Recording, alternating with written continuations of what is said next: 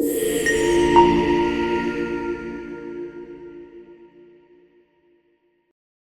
evening, students. I hope you all are good.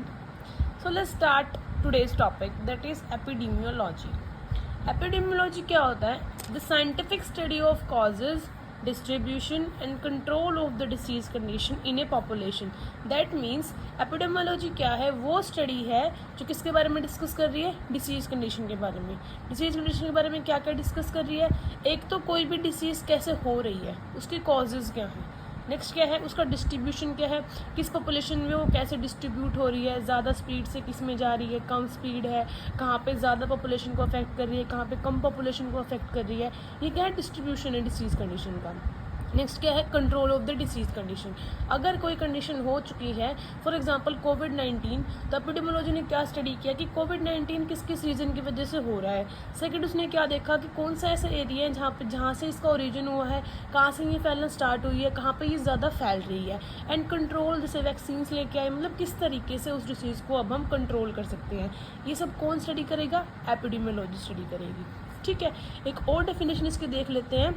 The study of distribution of determinants of health related states or events in a specific population and application of the study to control health and population. इसका मतलब क्या हुआ, वो study जो किसके बारे में discuss कर रही है? Distribution of the determinants of health.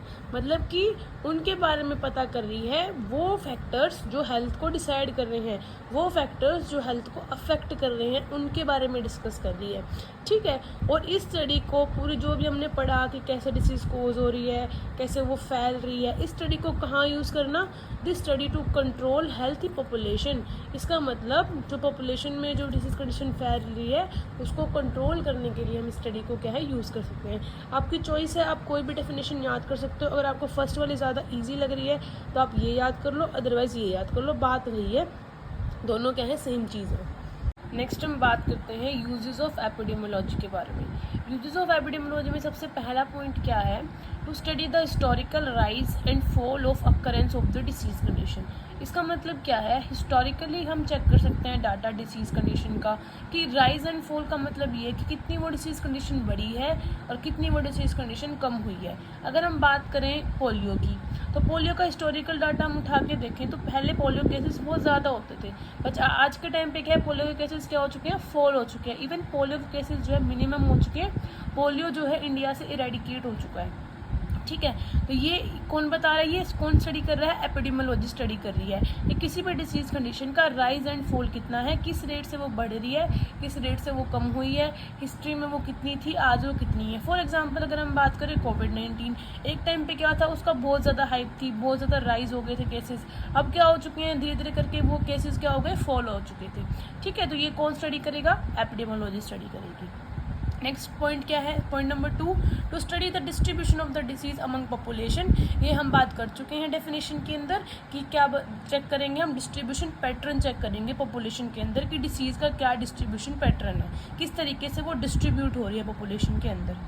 Third point क्या है, to predict the future condition of the health needs. इसका मतलब क्या है, अगर हमें किसी डिसीज़ कंडीशन के बारे में ये पता होगा कि कौन उसको कोज कर रहा है, किस रेट से वो बढ़ रही है, तो हम उसका फ्यूचर का रिस्क पता लगा सकते हैं. जैसे कोविड-19 में हमने क्या एनालाइज किया था कि पेशेंट को ब्रीथिंग प्रॉब्लम्स आ रही हैं, तो हमने क्या किया, ज़्यादा से ज़्यादा ऑक्सीजन सिलेंडर कलेक्ट करने की कोशिश करी, क्योंकि हमने प्रिडिक्ट कर लिया कि जिस रेट से केसेस हमारे बढ़ रहे हैं, उस रेट से क्या होगा, ज़्यादा से ज़्यादा ऑक्सीजन सिलेंडर्स की रिक्वायरमेंट होगी. तो हमने क्या किया, ऑक्सीजन सिलेंडर्स मंगवाए, हमने वैक्सीन्स मंगवाई बाहर से. ये क्या था, प्रेडिक्शन था, फ्यूचर प्रेडिक्शन था किसी भी डिसीज़ कंडीशन को लेके, उसके आज के पैटर्न को देख के. ठीक है, ये था हमारा third point. And the fourth point is to identify the determinants of disease and risk factor. वही सेम कि किस हम ये चेक कर सकते हैं उस डिसीज़ को कौन कोज कर रहा है, क्या उसके रिस्क फैक्टर हैं. सेम हम एग्जांपल लेके चलते हैं कोविड-19 का. तो कोविड-19 के रिस्क फैक्टर्स क्या थे, हमारी इम्यूनिटी. अगर किसी की इम्यूनिटी वीक है तो उसको कोविड-19 ज़्यादा अफेक्ट कर रहा था, उसके अंदर ज़्यादा सिम्टम्स हमें देखने को मिल रहे थे. ठीक है, तो ये क्या होते हैं, रिस्क फैक्टर. मतलब कौन कौन से ऐसे फैक्टर हैं जो डिसाइड करते हैं किसी भी इंडिविजुअल के अंदर, रिस्क बनाते हैं किसी भी डिसीज़ के होने का.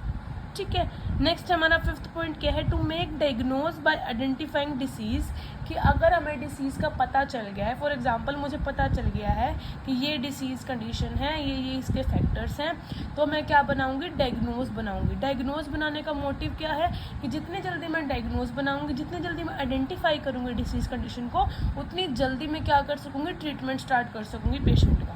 अब पेशेंट का मैंने क्या पता लगाया कि इसको नॉर्मल कोविड-19 की वजह से फीवर आ रहा है या फिर ये जनरल वायरल फीवर है, ये मैंने क्या किया, आइडेंटिफाई किया।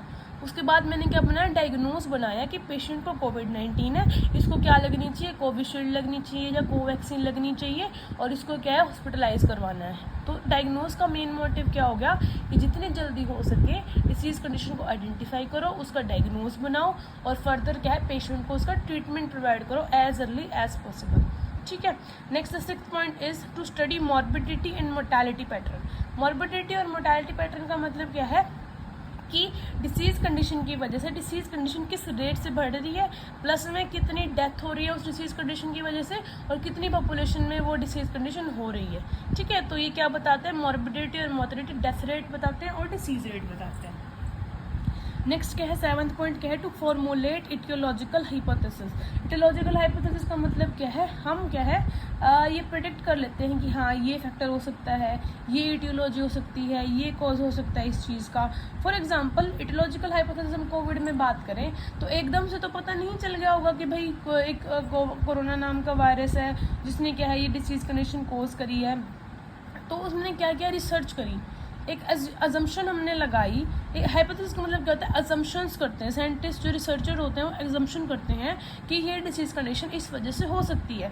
अगर कोई भी डिसीज़ कंडीशन की वैक्सीन बन रही है तो वहाँ पे क्या है, कुछ हाइपोथेसिस का यूज़ किया गया होगा कि इस फैक्टर की वजह से ये हो रहा होगा। जैसे कि पोलियो वैक्सीन की डिस्कवरी हुई थी तो उसमें क्या किया था, उसमें एक इटियोलॉजी का एग्जाम्पल दिया गया था कि हाँ ये कॉज हो सकता है उस डिसीज़ कंडीशन का, ये डिसीज़ कंडीशन शायद इस वजह से हो सकती है। तो ये क्या है, हाइपोथेसिस को मेंटेन करने के लिए, हाइपोथेसिस बनाने के लिए हम एपिडेमियोलॉजी का यूज़ करते हैं। Now we are discussing about the point number 8, to evaluate health programs are implemented effectively और not in controlling the disease.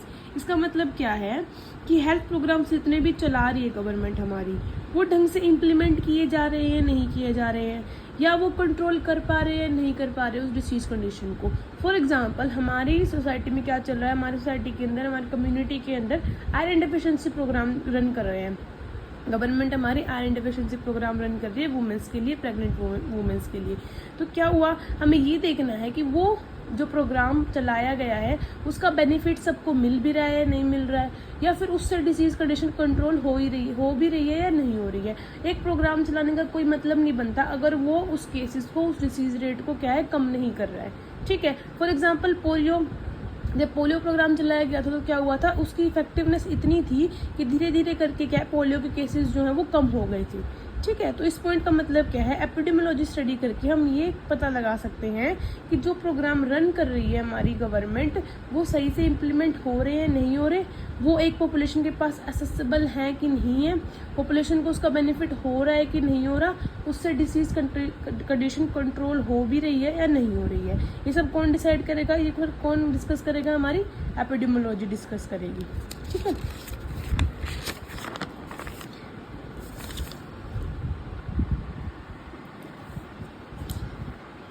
the next point is 9th point, to identify the syndrome in population। Syndrome का मतलब क्या होता है, ऐसे disease condition जिसमें एक से ज़्यादा सिम्टम्स हमें देखने को मिल जाए, उसको हम बोलते हैं सिंड्रोम। ठीक है, तो कोई भी सिंड्रोमिक डिसीज़ कंडीशन है उसको आइडेंटिफाई करने के लिए, उसके कॉजेज़ को पता लगाने के लिए, उसके ट्रीटमेंट को पता लगाने के लिए कौन यूज़ हो रहा है, हमारा एपिडेमियोलॉजी यूज़ हो रही है। For example sexually transmitted disease and ads.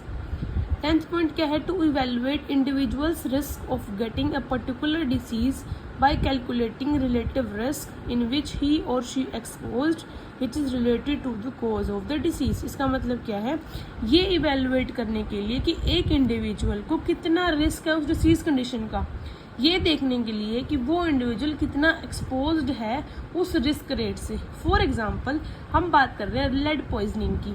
ठीक है, अब हर एक बंदे को तो लेड पॉइजनिंग का रिस्क नहीं है, आप हो, मैं हूँ, हम कहाँ जाते हैं, हम कॉलेज जा रहे हैं, हम स्कूल जा रहे हैं, तो हमें तो कोई है नहीं लेड पॉइजनिंग का खतरा। लेड पॉइजनिंग का इफेक्ट किसको ज़्यादा होगा, जो उस रिस्क फैक्टर से ज़्यादा एक्सपोज्ड होगा। ठीक है। लेड पॉइजनिंग के केस में रिस्क फैक्टर कौन सा है हमारा, लेड, ठीक है। अब जो बंदा लेड के कांटेक्ट में ज़्यादा आएगा वही उसको ही चांसेस रहेंगे ना लेड पॉइजनिंग होने की। तो क्या करेंगे हम, उन पॉपुलेशन को आइडेंटिफाई करेंगे जो लेड पॉइजनिंग जिनको हो सकती है। फॉर एग्जांपल फैक्ट्रीज़ के अंदर हम जाके चेक करेंगे कि जहाँ पे लेड का यूज़ हो रहा है वहाँ पे उस पॉपुलेशन में जाके चेक करेंगे, हम उस फैक्ट्रीज़ में जाके चेक करेंगे कि वहाँ के पेशेंट्स को हम चेक करेंगे कि उनकी बॉडी के अंदर कितना अमाउंट है हमारा लेड का, ठीक है। तो जितना ज़्यादा हम एक्सपोज होंगे रिस्क फैक्टर से उतना ही हमारा रेट बढ़ जाएगा उस डिसीज कंडीशन के होने का, ठीक है। Thank you so much. कोई प्रॉब्लम हो तो कमेंट सेक्शन में डाल देना, या किसी टॉपिक पे आपको वीडियो चाहिए तो वो भी आप कमेंट सेक्शन में डाल सकते हो ताकि मैं नेक्स्ट वीडियो उसी टॉपिक पे लेके आ जाऊँ। Thank you so much.